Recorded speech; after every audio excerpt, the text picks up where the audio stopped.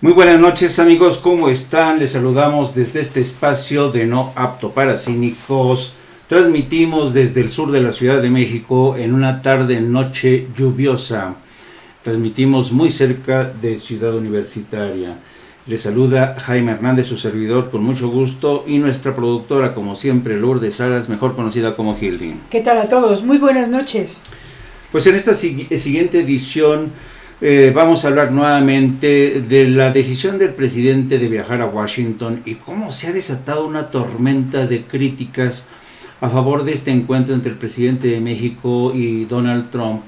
Hay quienes consideran que este es un error colosal de la política exterior mexicana, muchos consideran que va a claudicar, que quizá debería buscar una mejor oportunidad para encontrarse con el presidente Donald Trump, pero hay otros que consideran que, como el mismo presidente, dicen que la política es caminar siempre en la cuerda floja, es correr riesgos y tomar decisiones, es lo que ha dicho el presidente, y yo creo que el presidente es un estadista que yo dudo mucho, francamente, que se lo vayan a chamaquear allá en Washington.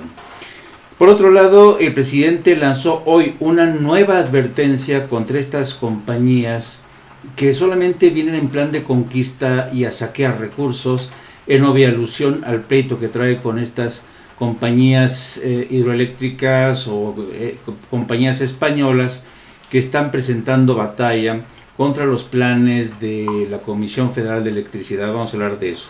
Arturo Herrera, el secretario de Hacienda, ha dado positivo de COVID. Va a tener que entrar en cuarentena. Ya es el segundo alto funcionario. Se acordarán que también le dio COVID a Zoe Robledo, el director del IMSS.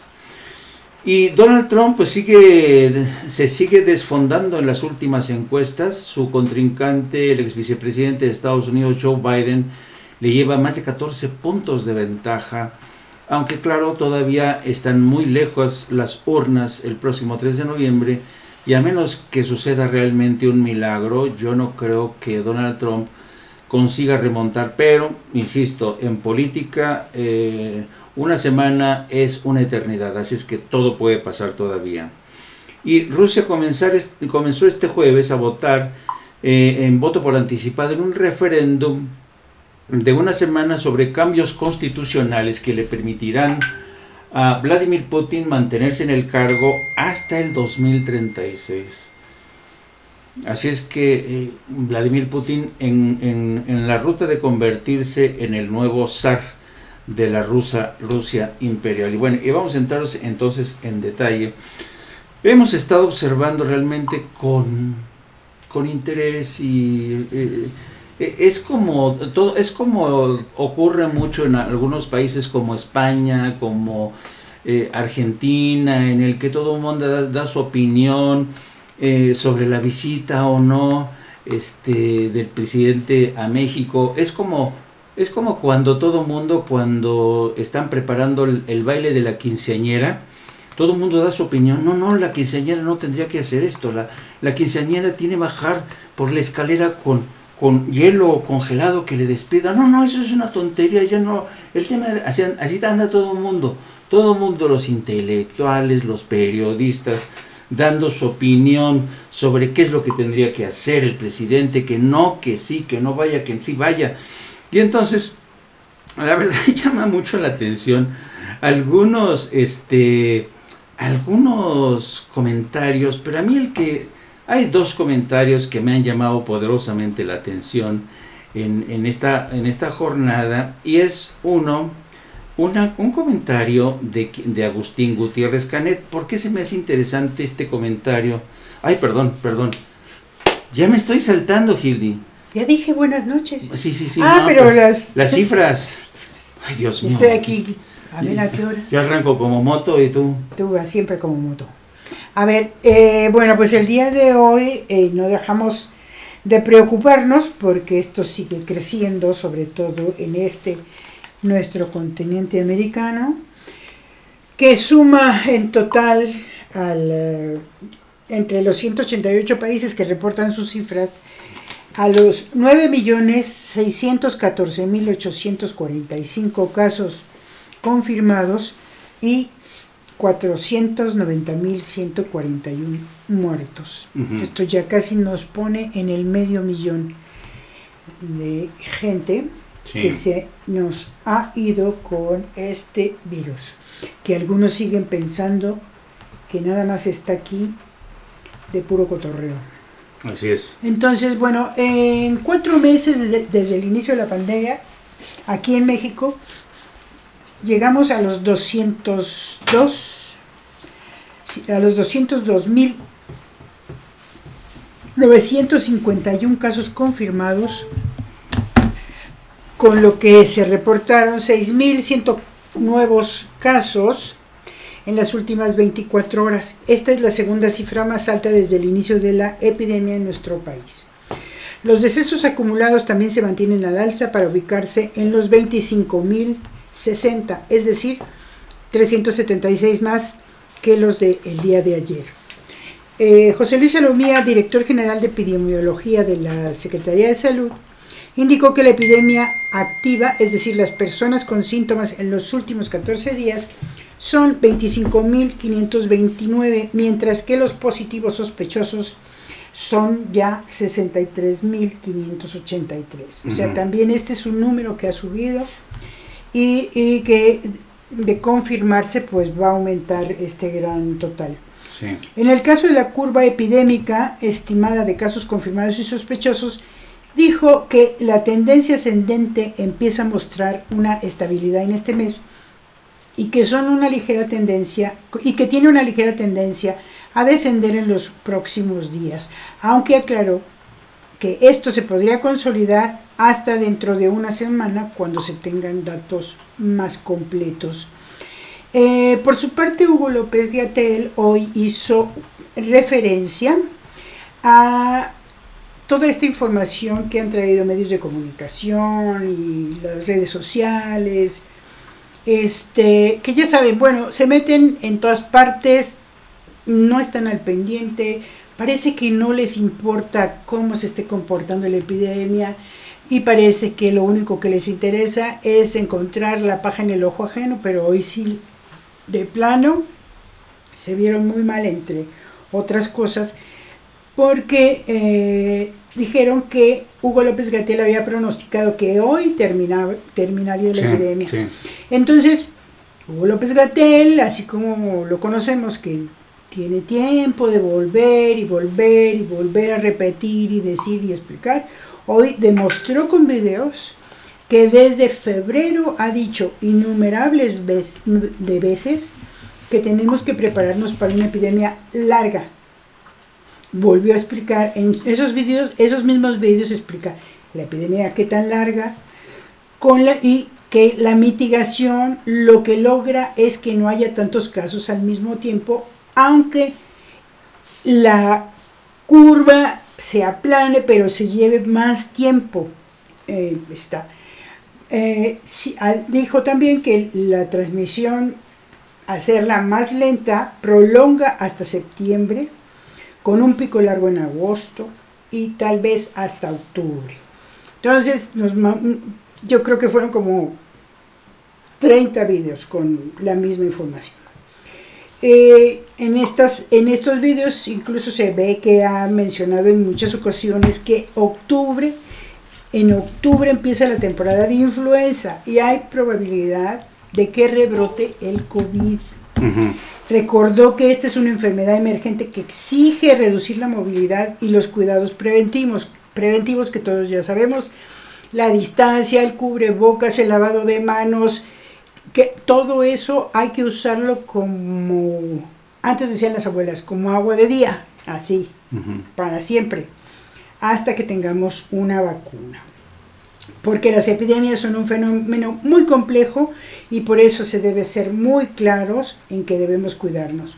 Recordó que no existe vacuna, que hay cerca de 5 prometedoras, eso es así, efectivamente, se ha estado informando, y lo que ahora se necesita es que cada país debe tener laboratorios para producir aquella vacuna que se descubra. Entonces, en todo eso está trabajando el gobierno de México. Entonces, pues, entre otras cosas, porque también hoy agarraron de bajada a Zoe Robledo. Sí. Diciendo que se enfermó de pura casualidad y que ni estaba enfermo y que no sé, bueno, ya Zoe Robledo salió a decir inmediatamente que eso es un fake news y que no se vale jugar con la enfermedad de las personas, con la vida de las personas y con los expedientes médicos de las personas. Entonces, pues ya no saben por dónde, ¿no? Así es. Entonces, lo que hay que tener en clarísimo es que a quien tenemos que escuchar en este momento es a Hugo López-Gatell. No queda de otra para cualquier cosa, porque él es así como el capitán de este barco en el que vamos subidos todos. Así es. Bueno, amigos, y ahora sí pasamos al tema principal que tenemos en esta noche. Estoy tratando de contactar,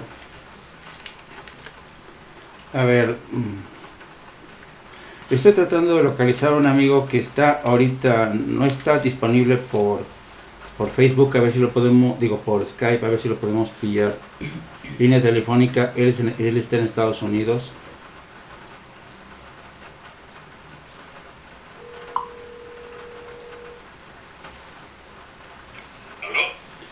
Pepe, querido, ¿cómo estás? ¿Cómo estás, Jaime? Bueno, miren, estamos hablando con José López Zamorano, desde mi punto de vista, uno de los mejores periodistas en Estados Unidos. Pepe, como le dicen sus amigos, José López Zamorano es un periodista que ha vivido muchísimo tiempo en Estados Unidos, ha cubierto gran parte de su vida desde Washington para distintos medios, ha tenido importantes participaciones en la televisión, en la radio, y créanme cuando les digo que Pepe José López Zamorano es uno de los mejores periodistas que mejor entienden de los intríngulis de la política. Estamos molestando a José López Zamorano para pedirle su opinión sobre la anunciada visita del presidente Andrés Manuel López Obrador.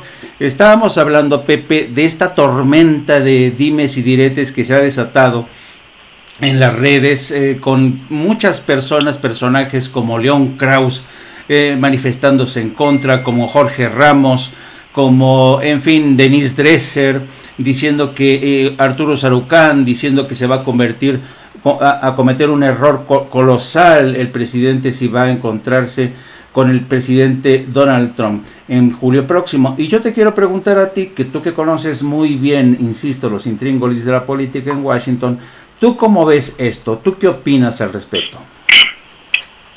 Buenas noches, Jaime, muchas gracias por la invitación, que nada, y felicidades por tu nuevo programa. Ya tiene tiempo que no nos vemos y que me da mucho gusto la próxima vez que nos demos un abrazo. Bueno, mira, evidentemente yo entiendo la lógica de las críticas. ¿Por qué razón? Y esta es, digamos, la primera cara de la moneda.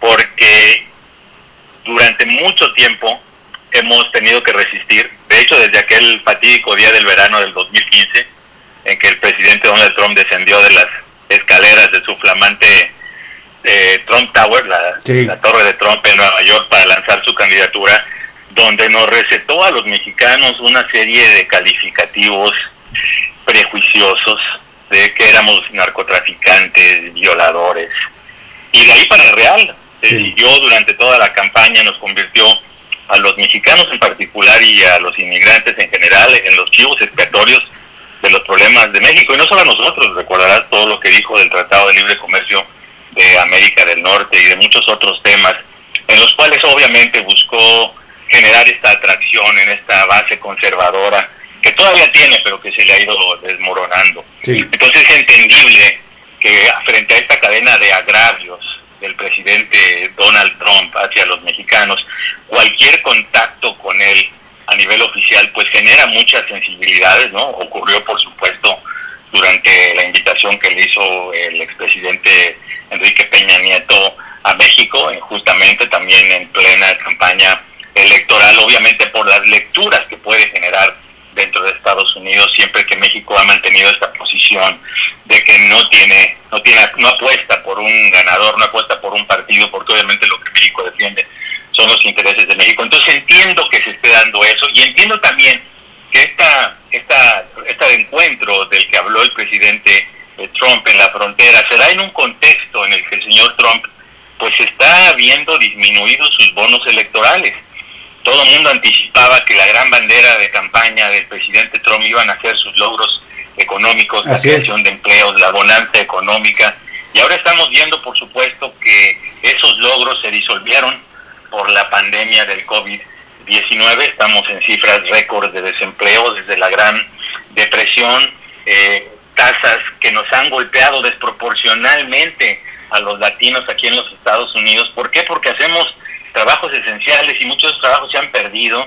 Los latinos tenemos ahora una de las tasas de desempleo casi del 18%, más grande de décadas y décadas. Es una situación realmente grave, y esto ha repercutido obviamente en que el presidente Trump tenga números pues que se van deslizando. La última encuesta lo situó en 12 a 14 puntos porcentuales de desventaja frente al demócrata, el ex vicepresidente Joe Biden. Y no solo eso, creo que signos todavía peores para los republicanos, y es que viene perdiendo apoyo en esos estados que tú conoces muy bien porque estuviste de corresponsal aquí en Washington. Fuimos vecinos del National Press Building. Sí. Esos estados campos de batalla, que son verdaderamente este puñado de estados que cambian un poco en cada ciclo electoral, pero que son los que verdaderamente definen la elección, porque sabemos que California y Nueva York van a ser demócratas, así que en Tokio va a ser republicano, pero estos estados como Michigan, como Arizona, como Wisconsin, ¿no?, que fueron cruciales en su triunfo frente a Hillary Clinton, al menos en el colegio electoral, pues se está deslizando ese apoyo, y también está perdiendo el apoyo de los votantes suburbanos, de las mujeres, el voto independiente, el voto educado, de los universitarios. Es decir, que esa coalición que de alguna manera formó con estos mensajes a veces polarizantes, ¿no?, se le está desmoronando. Entonces entiendo la lógica de por qué se vea esta visita como problemática, pero al mismo tiempo yo sí creo que la política es un negocio de oportunidades, y creo que puede ser una buena oportunidad en este caso para rebalancear un poco toda esta narrativa que el presidente Trump ha lanzado contra los inmigrantes y contra los mexicanos. ¿A qué me refiero? A que yo creo que el presidente López Obrador tendría una buena oportunidad de expresar frente a Trump cara a cara y destacar las bien importantes contribuciones que estamos haciendo, no solo que hemos hecho históricamente, porque ya las conocemos, que estamos haciendo en este momento tan crítico para el futuro de Estados Unidos, los inmigrantes y especialmente los inmigrantes latinos. Hay que recordar que de estos trabajadores esenciales, Jaime, una abrumadora cantidad son inmigrantes, más de 3 millones.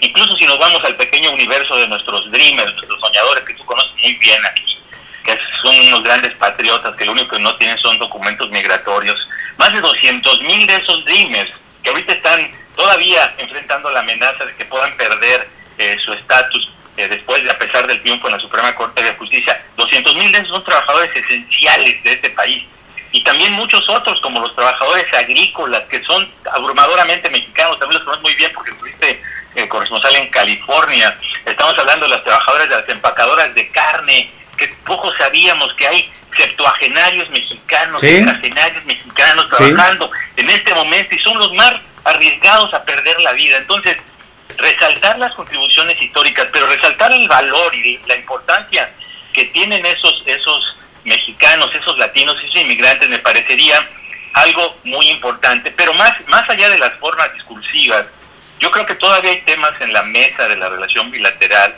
que ameritarían y que podrían valer la pena que se hiciera un esfuerzo por tratar de cambiar la narrativa del presidente. Me refiero específicamente, ya lo acabo de mencionar, al tema de nuestros dreamers, ¿no? Sí. La Suprema Corte resuelve no sobre la legalidad o constitucionalidad del programa, el famoso programa DACA, sino sobre si el presidente justificó apropiadamente su terminación gradual.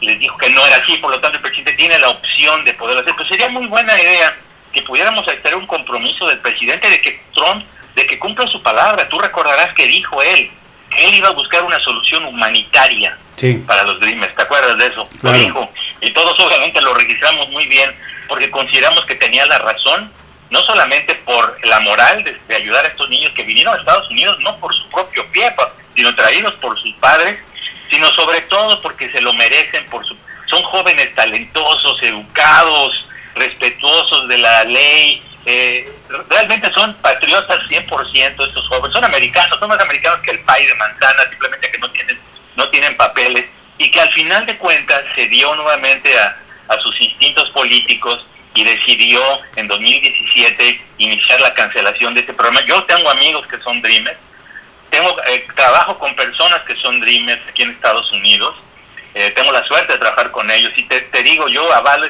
tanta valía que tienen estos jóvenes. Entonces, a lo mejor la posibilidad de agendar, de tratar de buscar que haya una solución para estos jóvenes, un cambio sustancial de la política y hacia los inmigrantes, hacia las personas que están buscando asilo político, hacia los inmigrantes que no recibieron ningún tipo de apoyo con todos estos rescates económicos, y se está hablando de un nuevo paquete, la quinta generación. Bueno, pues qué bueno sería que a estos inmigrantes indocumentados, muchos de ellos mexicanos, pues se les pudiera dar este apoyo que ahora se les quitó simplemente por carecer de seguro social, a pesar de que pagan impuestos en los Estados Unidos. Entonces, yo sí entiendo la lógica, pero también entiendo que puede ser una oportunidad para, primero en términos discursivos, cambiar esta narrativa, rebalancear la narrativa, revalorar el papel que jugamos los inmigrantes, los latinos, los mexicanos, y al mismo tiempo tratar de agendar, digamos, aquellos temas, ponerlos en una perspectiva en la cual se pueda empezar a hablar de que va a haber algún cambio. Obviamente,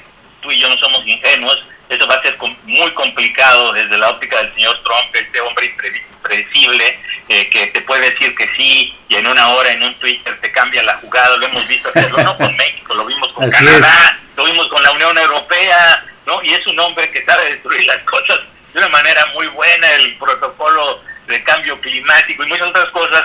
El acuerdo con Irán, digo, de la lista es interminable, la Alianza Transpacífica, podemos pasarnos toda la noche, ¿no?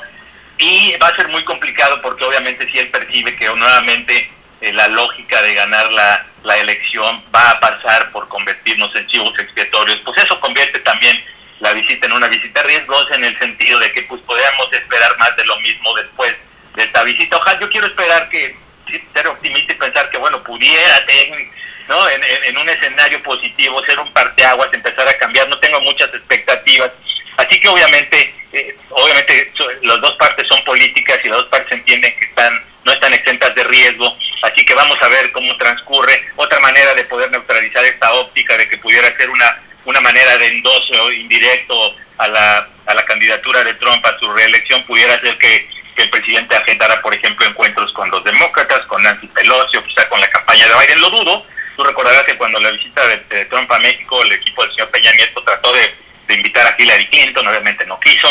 Entonces yo dudo que eso se pueda dar, pero sí, por ejemplo, reunirse con las comunidades mexicanas aquí en los Estados Unidos. Hay una serie de ideas, de cosas que se pueden de alguna manera agendar para que obviamente no se perciba simplemente que fue un viaje de apoyo político o simplemente un acto formal para dar el banderazo de salida de la generación 2 del acuerdo México-Estados Unidos-Canadá.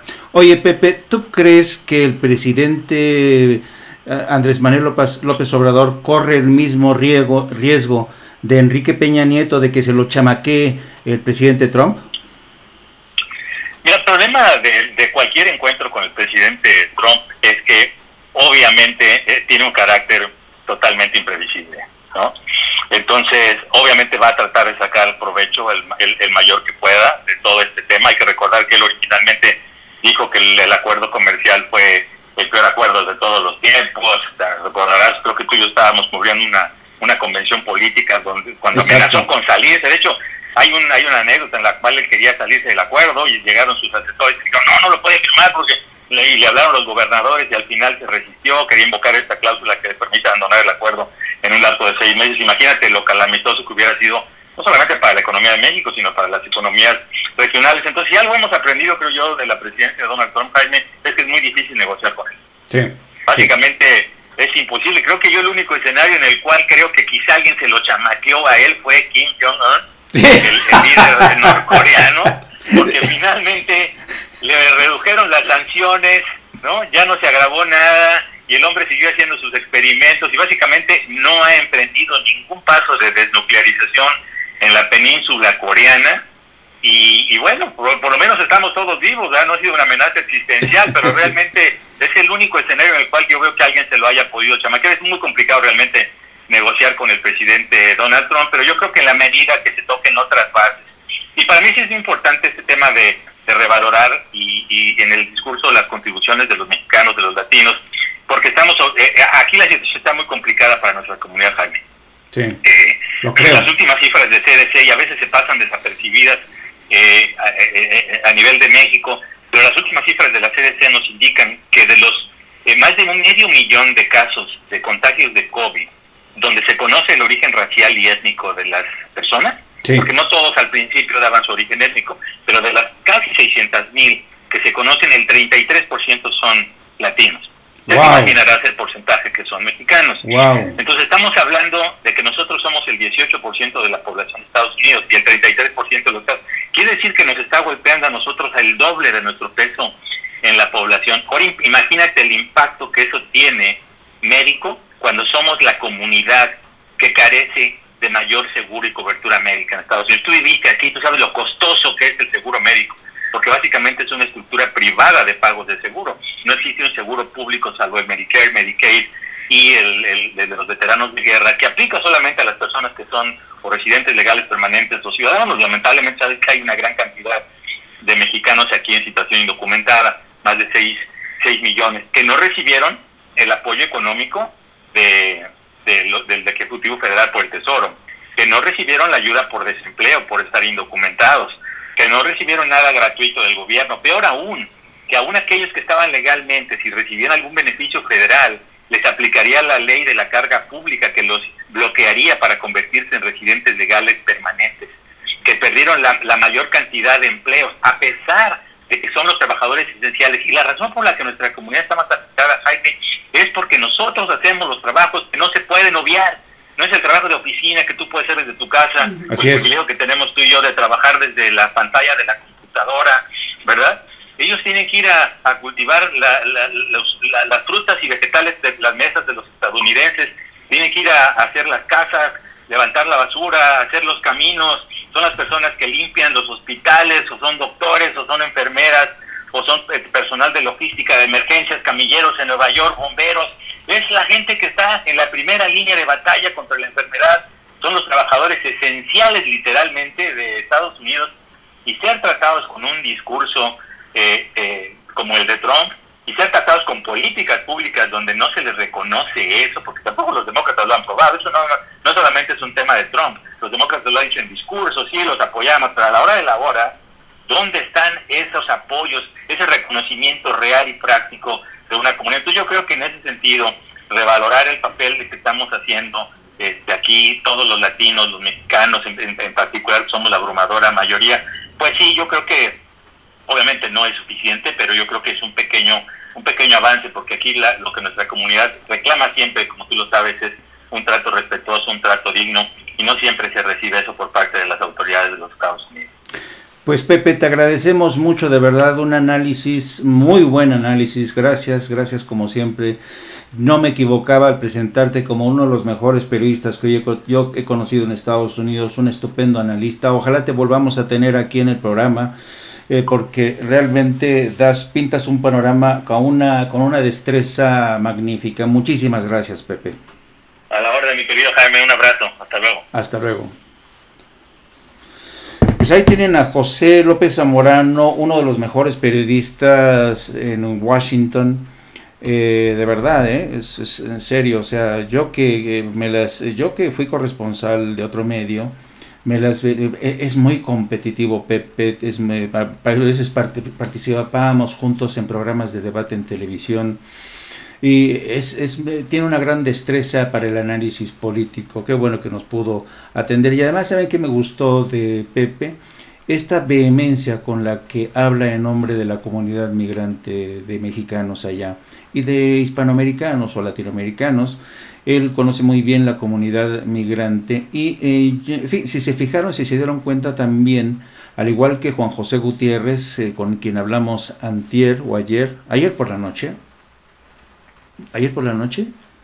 creo que sí, ¿no? Con Juan José Gutiérrez, ayer, ¿no? Él también considera que el presidente Andrés Manuel López Obrador plantea ante Trump, aunque no sabemos si Trump le va a hacer caso, plantea de la necesidad de tener en cuenta a la comunidad migrante, que son trabajadores esenciales.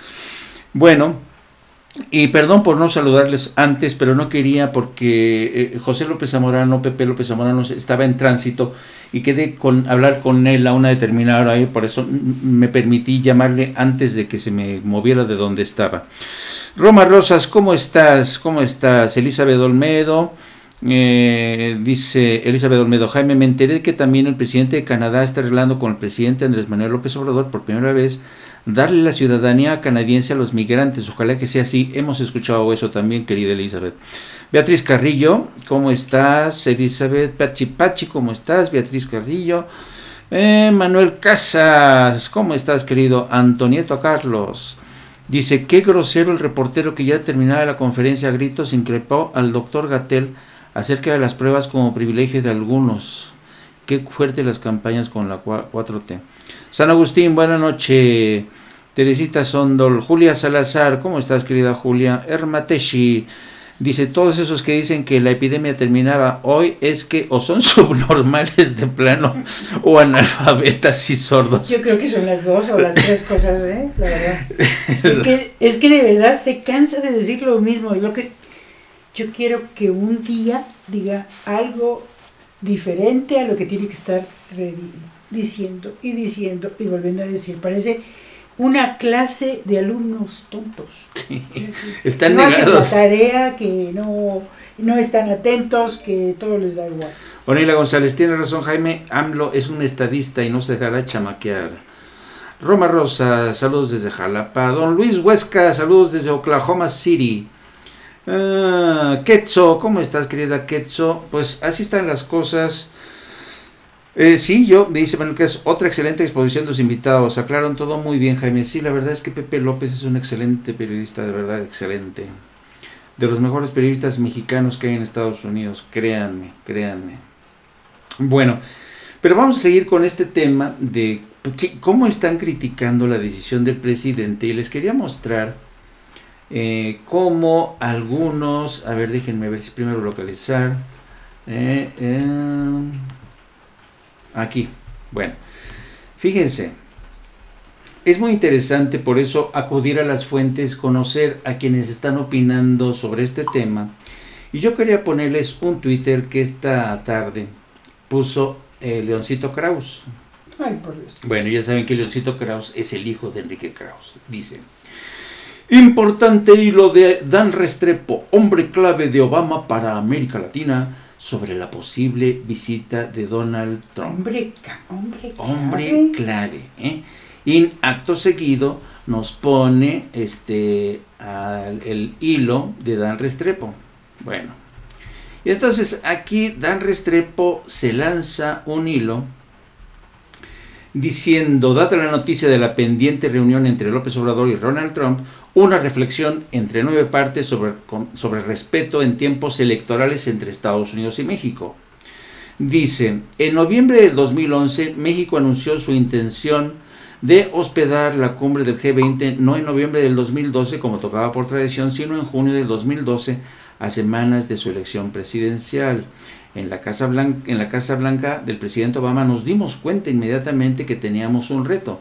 La presencia del presidente Obama en la recta final de una campaña presidencial en México, aún en un contexto multilateral, se podía manipular con fines electorales. Era obvio que se tenía que blindar esa visita para cerrar espacios a malas interpretaciones. El resultado, una misión de alta y responsable diplomacia en marzo del 2012 para mandar un mensaje claro y respetuoso. Los Estados Unidos no tenían candidato en la campaña presidencial mexicana y estaba listo a trabajar con quien fuera electo presidente por el pueblo mexicano. ¿Quién envió ese mensaje de respeto? Pues Joe Biden, el entonces vicepresidente y hoy candidato presidencial por el Partido Demócrata.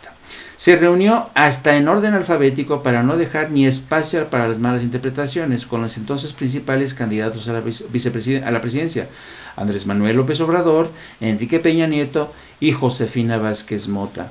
Es una pena que ahora 2 de esos 3 no han demostrado el mismo nivel de respeto al pueblo estadounidense, o sea, se refiere a López Obrador y a Peña Nieto. que Biden demostró y se seguirá demostrando por el pueblo mexicano, y que Peña Nieto y López Obrador lo hayan hecho frente a un personaje que ha construido su narrativa nativista y racista sobre México y mexicanos, y que seguirá haciéndolo con o sin reuniones, tiene aún menos sentido.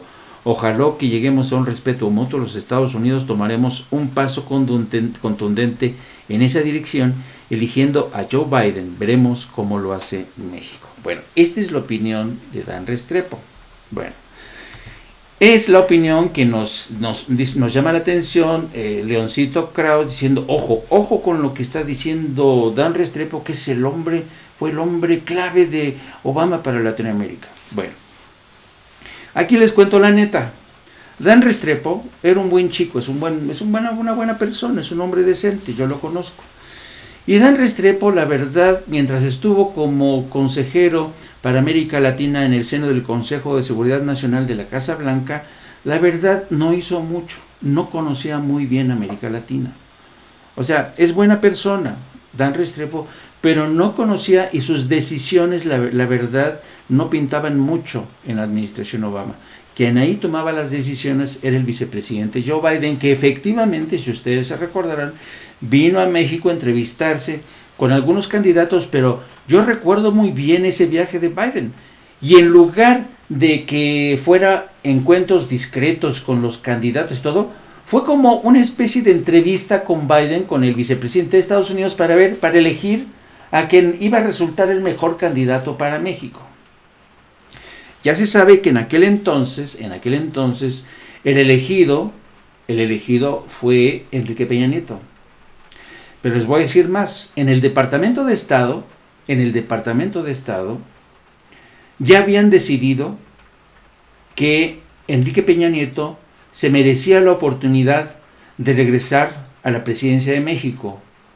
Y yo fui uno de los periodistas que fui al departamento a preguntarle a quien estaba como entonces subsecretario de Estado para América Latina, ahorita les doy el nombre, es de origen chileno.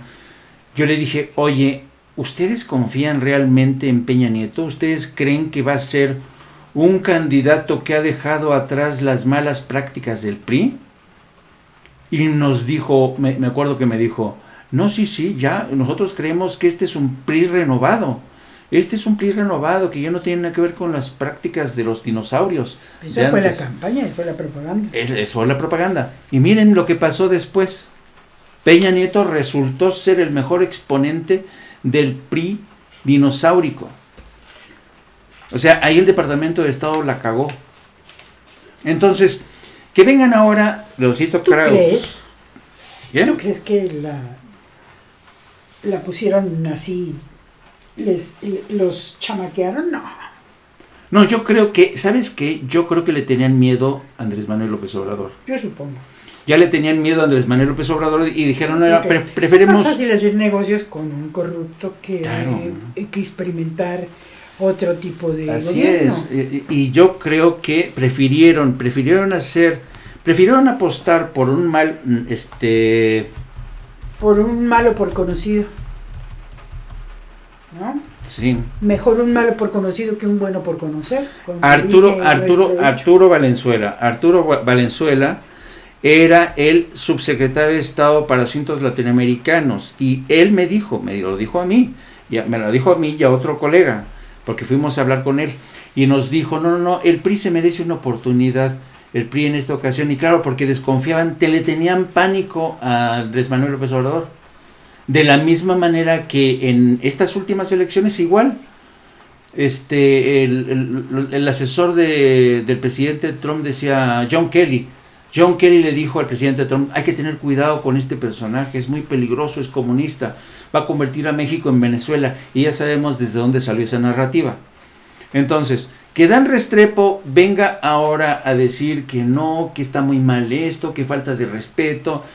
Oye, pero si cuando vino Joe Biden, no fue tan discreto. Yo me acuerdo de los tumultos de las cámaras de televisión viendo llegar al hotel donde estaba Biden a todos y cada uno de los candidatos mexicanos. Es como si Biden los entrevistara. A ver, tú muchacho, ven, tú qué currículum tienes, ¿no? En fin, queridos amigos, y así están las cosas, y todo mundo, insisto, todo mundo no quiere que el presidente Trump, digo que el presidente de México, pero hay otra opinión muy interesante que me llamó la atención también, de Agustín Gutiérrez Canet. ¿Que quién es Agustín Gutiérrez Canet? Pues Agustín Gutiérrez Canet es el esposo de Marta Bárcenas, la embajadora de México en Washington. Y en un artículo publicado,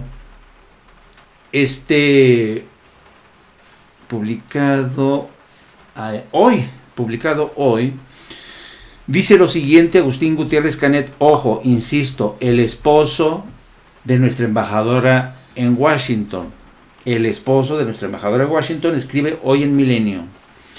Dice, no les voy a leer todo porque bueno, dice, como en la célebre obra de Bárbara Tuchman, La Marcha de la Locura, ciegamente nos encaminamos hacia un error histórico similar de aceptar una reunión solicitada por un mandatario extranjero en tiempos electorales que utiliza la excusa de un acuerdo comercial como trofeo a la que Trudeau no se va a prestar, se refiere a Justin Trudeau de Canadá, pues difícilmente asistirá a la reunión en Washington cuando existe la amenaza de imponer aranceles al aluminio canadiense.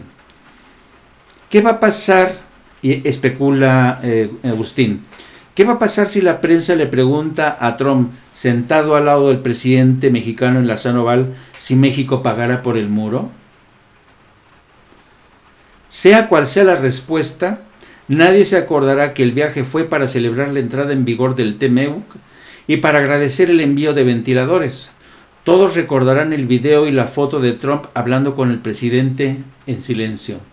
En México hay algunos que parecen olvidar el desastre de la visita del candidato Trump a Peña Nieto en Los Pinos, que ahora, después de 4 años, parece que se va a repetir, a menos que súbitamente recuperemos la cordura. ¿Qué les parece este texto de Agustín Gutiérrez Canet, el esposo de la embajadora de México en Washington? A ver, yo no aquí, cada quien es libre de, aunque sea el esposo de la embajadora, tiene derecho a expresarse. Y esa es una opinión muy respetable, pero yo discrepo. ¿Que es posible que Trump quiera chamaquear al presidente? Sí. Y es posible que, estando en la oficina oval, cuando están ahí el pool de los reporteros de la prensa mexicana y gringa, le pregunten, Mr. President, who's going to pay for the wall? Mr. Presidente, ¿quién va a pagar por el wall? Y entonces Trump le va a hacer, no. O de plano decir México, a ver qué responde López Obrador. O sea, eso es una de las miles posibilidades que pueden pasar.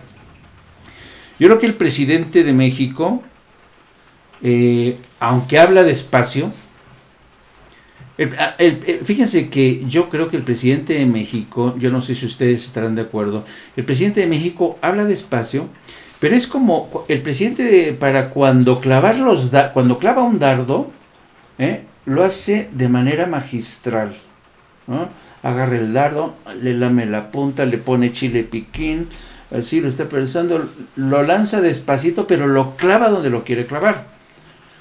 O sea, el presidente es buenísimo en eso, ¿no? Y esperemos que no se deje chamaquear por el presidente Trump. Y dice, bueno, Erker Mateshi, creo que todos olvidan que EPN, Peña Nieto, era un mandatario débil, torpe e ignorante. AMLO está muy lejos de eso y creo que ha sabido manejar muy bien a Trump. Coincido completamente contigo. Julia Salazar, la actitud de Obama frente a Peña Nieto se fue muestra de cómo se había equivocado en Gringolandia. También coincido. No solo regresó a lo peor del PRI, sino que se enseñoreó a la estupidez. Coincido, Julia. Pues así está la cosa, amigos. Así está la cosa de que todo el mundo quiere opinar, todo que sí, que no vaya el presidente porque lo van a chamaquear, que el presidente Trump a lo mejor,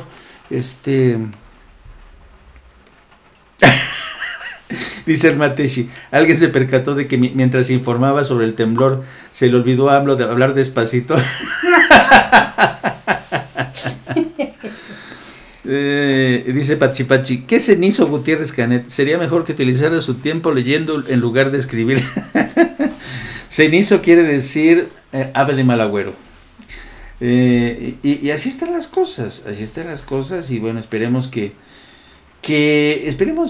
yo creo que es bueno. Yo lo dije en la mañana y lo repito, este viaje es de obligado cumplimiento. A ver, a estas alturas ustedes creen, a ver, hipotético escenario en el que se reelige Trump, ¿ustedes creen que si no va el presidente de México a esa cita, lo va a olvidar Trump? Trump no olvida una afrenta de este tipo, no olvida. Escenario 2, no resulta electo Trump y resulta electo Biden. Biden es un estadista y Biden no se toma, porque conoce muy bien a Trump, que sabe que es un personaje intratable, que a lo mejor quiso poner en esta disyuntiva al presidente de México, porque hay que reconocerlo. El presidente en estas circunstancias no son fáciles, y lo dijo en la mañana. Dice, la política es caminar siempre en la cuerda floja. Entonces, ¿se es político o no se es político? ¿Se tiene estatura como buen político? Porque si vamos a hablar de la política de los priistas, esta política...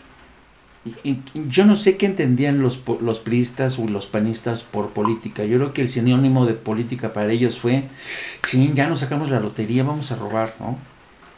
Y si ustedes ven por el tipo de discurso del presidente, la política es pensar en los ciudadanos, sobre todo en los que menos tienen. Entonces, yo creo que es obligado el viaje bajo estas circunstancias. Y 2, ojalá, como nos dijo nuestro querido amigo López Zamorano, y ojalá, como nos dijo también Juan José Gutiérrez, el presidente aproveche esta oportunidad para entrevistarse con representantes de la comunidad migrante en Estados Unidos.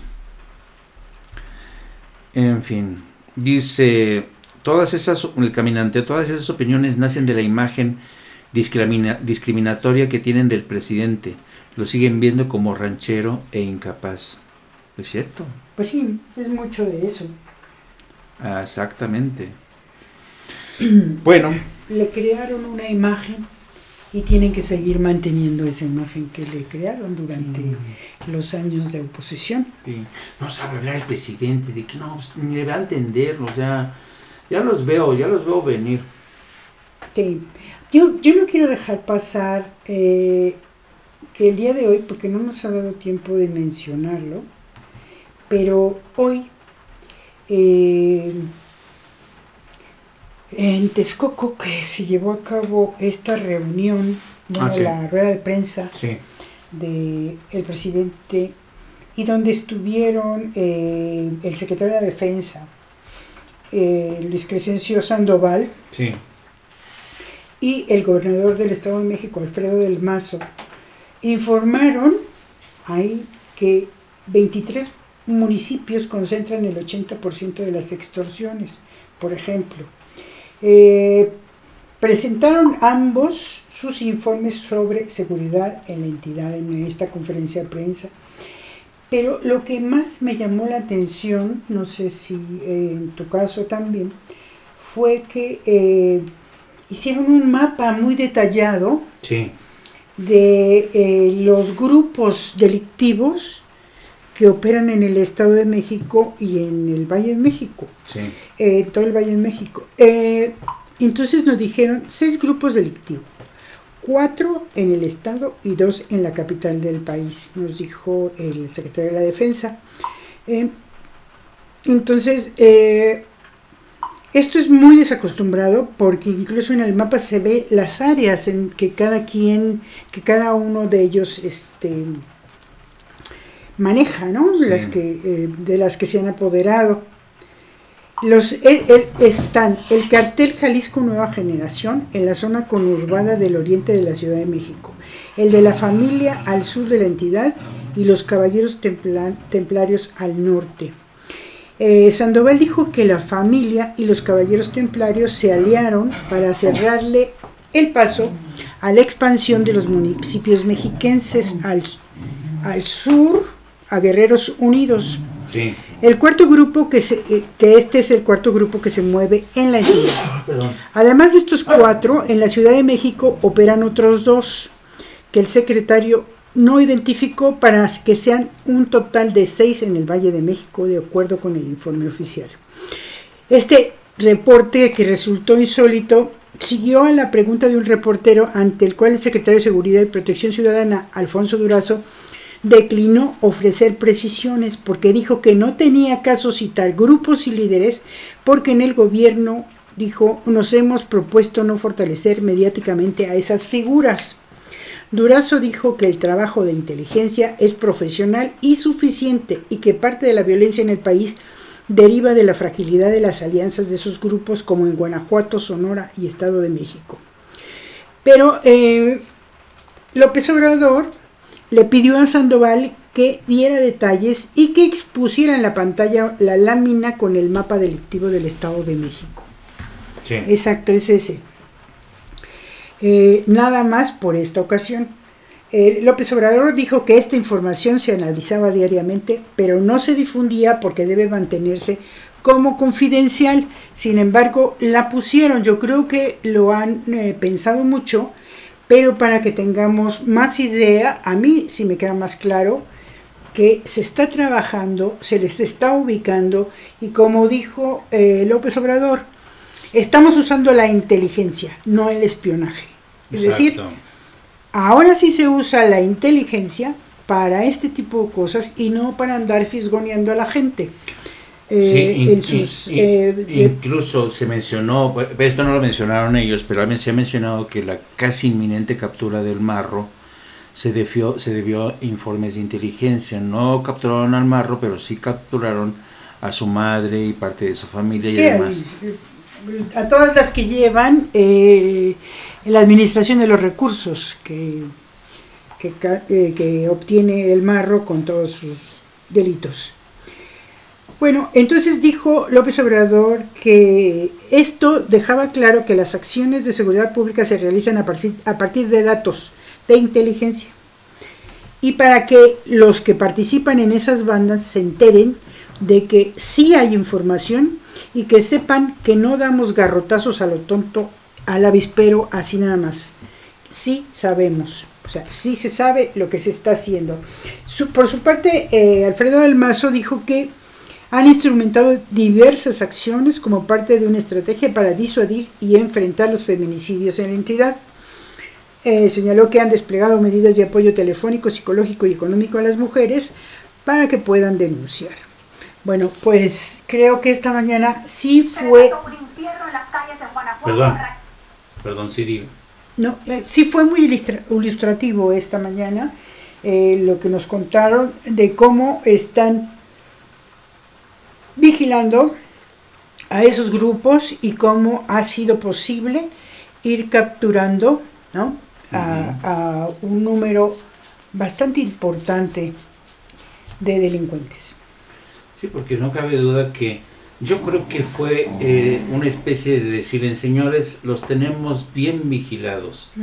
Bien vigilados. Bueno, ¿qué es lo que antes nos preguntábamos? ¿Cómo es posible que no se enteren? ¿Cómo es posible que no sepan que están aquí a 2 calles? O que están aquí en las tienditas de la esquina, o que están allí para allá adentro 4, 5, 6 calles. Si todos sabemos y todos los vemos y todos conocemos cómo se están moviendo, ¿no? Pues sí fue interesante, la verdad, y la detención de todos estos centros familiares del Marro, y la propia aparición del Marro ahí chilloneando, diciendo que se les voy a poner la madre a todos ustedes, el Marro. Pues sí, aunque el Marro esté en Michoacán, sí, en Guanajuato, pero pues todo eso también es parte de la inteligencia. Muchos se preguntaban qué había pasado con el aparato de inteligencia del Estado mexicano, porque una vez que se disolvió el CISEN, que se dedicaba a espiar, se dedicaban a espiar a Carmen Aristegui, a los que ustedes se les ocurra. Y luego quien distribuía esos videos y audios era la Secretaría de Gobernación con Osorio Chong, que se los filtraba a los periodistas que le servían como jilgueros de lo que quería Osorio Chong que dijeran, ¿no? Pero ese tipo de espionaje ya no se produce, queridos amigos. Y tenemos tiempo todavía para hablar de, bueno, vamos a entrarle ya de Arturo Herrera, el secretario de Hacienda, tiene COVID, según ha reportado. Es otro funcionario más que cae víctima del COVID, está guardando cuarentena. Esperemos, desde aquí le deseamos que se recupere pronto, pues porque es el hombre de las finanzas, ¿no? Es el hombre de las finanzas. Vamos a hablar también, ya de paso, porque estamos cerrando, vamos a hablar de cómo el presidente Donald Trump se está desfondando en las encuestas. Y esa es buena noticia, miren aquí, esto lo presentamos creo que desde ayer, miren la forma, es una encuesta celebrada por el New York Times y el Siena College, y 50% Biden y Trump 36%, es una encuesta que se realizó entre 1.337 electores registrados del 17 de junio al 22 de junio. Entonces, son cifras muy preocupantes para el presidente Trump, que evidentemente va a tratar de utilizar la visita del presidente Andrés Manuel López Obrador a Washington. Otra cosa es que el presidente López Obrador se deje chamacar. Yo no me imagino, imagínate que llegue Andrés Manuel López Obrador y, como ya sabemos cómo es el presidente Trump, le quiera dar la mano, y en cuanto le dé la mano el presidente Trump a López Obrador, se convierte en una especie de chito. Nuestro presidente se convierte de color naranja. A ver, otro. ¿Embajador? Agustín me está comentando, me está pasando Hildy, me lo pasaste por... No te lo paso. Ajá. A ver, es un tweet que me está llamando la atención. Ya sabemos que últimamente lo que está ocurriendo en Morena... Lo acabo de subir, a ver. Te llevo directo. Aquí está. Miren, dice Porfirio Muñoz Ledo. Dice, distintas vertientes de opinión. Sí.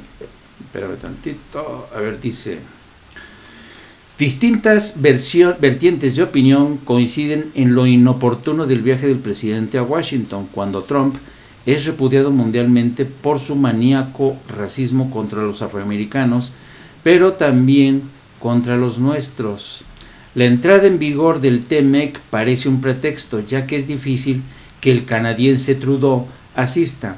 Algunos embajadores, como Agustín Gutiérrez Canet, que les leí el artículo en que publica el Milenio, Gutiérrez Canet, que es el esposo de la embajadora en Washington, lo considera un error histórico que exhibe las prisas futuristas en los dos lados de la frontera. Yo, la verdad, don Porfirio, hombre, Porfi, ¿qué le pasa, Porfi? No sé.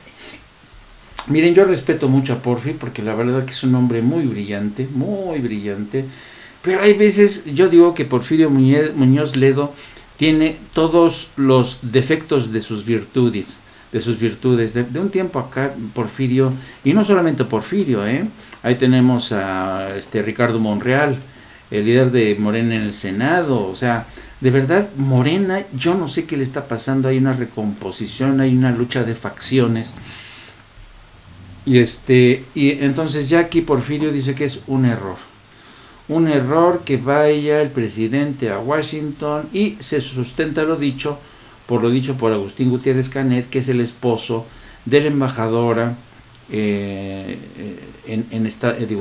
Washington, la embajadora de México en Washington. Ya sabemos que Agustín Gutiérrez Canet es diplomático también. Agustín Gutiérrez Canet y yo nos conocimos en Madrid cuando él estaba como cónsul, pero ya tiene rango de embajador. Y entonces se opone, pero bueno, yo creo que el presidente López Obrador es un hombre, es un político que yo he dicho, la realpolitik de López Obrador es para mí muy interesante. ¿Por qué le negamos a un presidente que muchos consideran como un político pueblerino? ¿Por qué no le concedemos el beneficio de la duda? Para mí es un estadista y un político con mucho colmillo, Y yo supongo que antes de entrar siquiera en la Casa Blanca o en la oficina oval de la Casa Blanca, el presidente va a estar muy pendiente de las cámaras que van a estar tomando todos los ángulos. Yo creo que si el presidente López Obrador recula y dice, ¿saben qué? Híjole, no podemos, yo creo que no. Dice Trump que él tiene otros datos, dice la López. Entonces yo creo que realmente, miren, no hay que espantarse, o sea, realmente, lo que pasa es que, insisto, aquí todo el mundo quiere opinar, pero ¿ustedes creen que el presidente se lo pueden chamaquear? De verdad, ese para mí es la gran pregunta. ¿Van a chamaquear sí o no al presidente López Obrador en la Casa Blanca? Puede ser porque va a estar jugando en terreno ajeno. En la Casa Blanca va a tener oportunidad de preparar todo el escenario. Pero el presidente tiene una habilidad impresionante. Vamos a ver. Y en cualquier caso, yo creo que el presidente, como ya lo dijo esta mañana, tiene que asumir el riesgo. Es como caminar sobre la cuerda floja. Porque el futuro de millones de mexicanos, el futuro de millones de mexicanos, el futuro de la economía mexicana, bien le merecen ese riesgo, según ha dicho. ¿Algo más, querida productora? Pues nada más, una perla maravillosa de Jorge Castañeda, si quieres ponerla, es breve. Sí. Está en tu buzón. Es esto que está, que fíjense, les vamos a poner a Castañeda impresentable. Bueno, no. Yago, ¿te quieres? Perdón, es que Yago, nuestro ideólogo de cabecera, está. Ideólogo de cabecera. A ver. Cayetano. Vamos a ponerles esta perla negra de Jorge Castañeda. Fíjense cómo habla de una localidad de Oaxaca. Es despreciable. Escuchen. De alguna manera en evidencia los cubanos a los locales, que los locales no quieren irse, no puedo usar la palabra correcta, científica, pero un pueblo con adjetivo previo, arrabalero, adjetivo posterior. Donde, por cierto, digo, Héctor se acuerda muy bien, mi hija Javiera, cuando terminó la facultad de medicina aquí en la UNAM, se fue a un pueblo horroroso en Oaxaca, Utla, si no me equivoco, y luego, gracias a Héctor y su amistad con Diodoro, creo que la pudimos mandar a otro pueblo un poquitito menos horroroso, pero ha sido porque que haya ido con gran entusiasmo, no. Y un cubano sí iría a Putla, pues, feliz de la vida. Sí ponen de alguna manera en evidencia los cubanos a los locales, que los locales no quieren irse, no puedo usar la palabra correcta, científica, pero un pueblo con adjetivo previo, arrabalero, adjetivo posterior. Donde, por cierto, digo, Héctor se acuerda muy bien, mi hija Javiera, cuando terminó la facultad de medicina aquí en la UNAM, se fue a un pueblo horroroso en Oaxaca, Utla, si no me equivoco, y luego, gracias a Héctor y su amistad con Diodoro, creo que la pudimos mandar a otro pueblo un poquitito menos horroroso, pero ha sido porque que haya ido con gran entusiasmo, no. Y un cubano sí iría a Putla. ¿Qué les parece? No, y además están divertidos los Sí, y recuerda cómo su amigo Héctor Aguilar Camín, que tenía a su amigo, a su cuate Diodoro Carrasco, el entonces gobernador, no, había un compadreo en aquel entonces. Pero es que ellos son cosmopolitas. Claro, son cosmopolitas. No, manda, muévela de Putla. Todos los demás somos una bola de patarrajada. Los cubanos, eso sí pueden los cubanos. Sí, los cubanos pueden, porque están acostumbrados a andar Claro, salto de mata. Pero se dan cuenta de la asquerosidad de este personaje, hablando así de putla y presumiendo de los contactos que tenían con el entonces gobernador Deódoro Carrasco. Y bueno, vamos a terminar ya, querida Gildy, con una nota que nos tiene nuestra productora.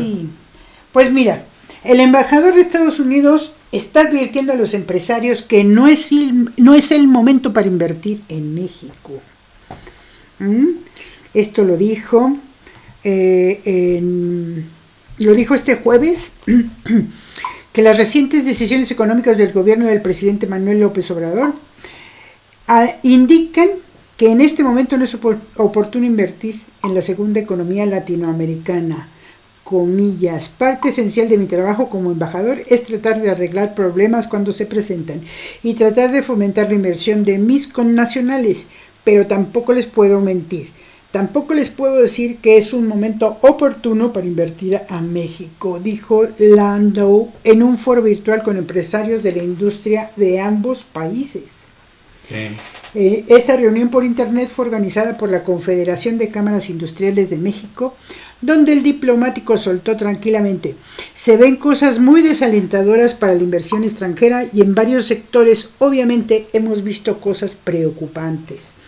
En su explosiva locución, el diplomático lamentó que López Obrador no haya cumplido su promesa de no cambiar las reglas para inversionistas, por ejemplo, en materia energética. Dijo: México tiene el derecho de establecer o cambiar sus políticas económicas o sociales domésticas, pero también hay que reconocer que esos cambios pueden tener efectos muy negativos en la inversión doméstica y extranjera. Dijo el embajador que Landau dijo que tras su triunfo electoral en el 2018, el líder de la izquierda nacionalista se comprometió a mantener el marco de las reformas económicas constitucionales aprobadas por gobiernos anteriores, aunque no iba a expandir o profundizar. Y consideró que para mí algunas de las acciones de estos últimos meses, sobre todo en el sector energético, han creado incertidumbre sobre esa promesa del gobierno de respetar lo que se hizo en el pasado, de no cambiar las reglas del juego. Ahí tienen el embajador quejándose de que el presidente cambió las reglas del juego. Luego, cuando se dio cuenta que sus declaraciones levantaron polvareda, mandó una serie de tweets diciendo: se está reportando que yo comenté esta mañana a la CONCAMIN que no es momento oportuno para invertir en México. Eso no lo dije. Lo que dije es que los inversionistas buscan la certidumbre y que no hay nada peor que cambiar las reglas del juego. ¿Saben qué? Ya, embajador, por favor, ya no trate de arreglarla. Ya había metido la pata usted hasta el fondo. Dice, están hablando de ¿cómo se llama? Jorge Castañeda. Dice: ¿qué puede esperar del mediocre Castañeda? Maldito Házaro defecando, proyectándose. Sergio Flores. Lalo Ríos: es repudiable, uno de los saqueadores que siempre han vivido del erario para darse la vida faraónica. Coincido, Lalo. Teresita Sandol: y así fue embajador. Manuel Casas: deleznables los cuatro. Dice Lalo Ríos: mucha lana, pero no tienen espejo en sus casas ni dignidad. Era López: ya quite esos arrabaleros, chayoteros, ojetes, perdón, pero me ponen mal esos señores. Y nuestro el embajador, don Christopher, saben, ¿no? Que el papá de Lalo Ríos dice deleznables los adjetos. Y saben que el embajador Christopher Landau, que para mí la cago hoy, aunque la quiso decomponer después, fue hijo del embajador de Estados Unidos en Chile cuando el golpe de estado contra Augusto Pinochet. Bueno, y con esto, amigos, nos despedimos hasta mañana. Esperamos que hayan estado a gusto y que nos acompañen mañana, que ya es viernes. Ya mañana es viernes, junio, ya es viernes. Vamos a estar en 2 ediciones, la primera a las 12 del día y la segunda a las 8 de la noche. Y el sábado los esperamos como siempre a las 10. Vamos a tener una invitada muy especial que fue corresponsal en la Casa Blanca. Es muy divertida, ya van a ver, va a ser una tertulia muy entretenida, ya saben, es sábados de tertulia. Y pues sin más, les deseamos que descansen, no se coman el coco con el tema de la pandemia.